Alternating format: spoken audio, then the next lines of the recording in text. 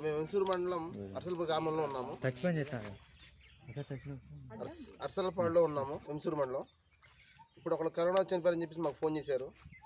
మేము ఏమంటున్నామంటే ఇక్కడ ఏదైతే ఊర్లో ఎక్కడైతే కరోనాతో చనిపోయారో యువత ముందుకు వచ్చి పీపీ కిట్లు వాడండి, మీరు జాగ్రత్త తీసుకోండి. కరోనాతో చనిపోయినంత మాత్రానికి వాళ్ళ వైరస్ ఉండదు. ఒకవేళ మీకు తెలియకపోతే డాక్టర్లను సంప్రదించి అడగండి.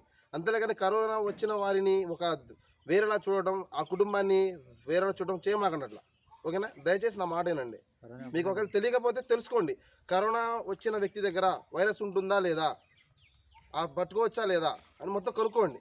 అంతేలేగాని ప్రతి ఒక్క ఊళ్ళో ఏదో వాళ్ళను బయటకి వేరేలా చూడటం చేయమాకండి దయచేసి. కరోనా మనిషికి వచ్చిన కరోనాతో చనిపోయిన వ్యక్తికి మనిషి ప్రాణం ఎప్పుడైతే పోతుందో అప్పుడే కరోనా కూడా పోతుంది.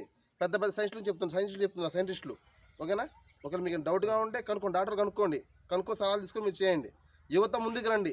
ఇప్పుడు ఊళ్ళో వాళ్ళు ఉంటారు, పెద్ద మనుషులు ఉంటారు, వాళ్ళకి తెలీదు, చదువుకున్న వాళ్ళు కాదు. మీరు చదువుకున్నారు కదా, మీరు ముందుకు రండి. మీరు ముందుకు వచ్చి ఇలాంటి కార్యక్రమాలు చేసుకోండి. మన ఊర్లో ఇప్పుడు బతుకున్నప్పుడు చేసుకోవడం కాదు, చనిపోయినప్పుడు చూసుకోవాలా. మన ఊర్లో మనం ముందుకు రావాలి. యువత ముందుకు రండి. నేను చెప్తున్నాను, యువత ప్రతి ఊళ్ళో ప్రతి ఒక్క చోట యువత ఉన్నారు. యువత ముందుకు రండి. ఇవాళ యువతకు అన్నీ తెలుసు. ఓకేనా? అందరు తప్పకుండా మన ఊర్లో వాళ్ళకి మనమే సాయం చేసుకుందాం. రైట్. సాటి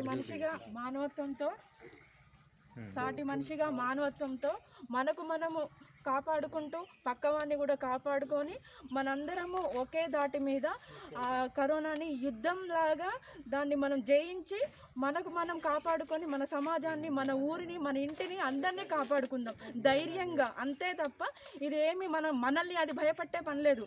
మనం భయపెట్టిద్దాం కరోనాని. That's it.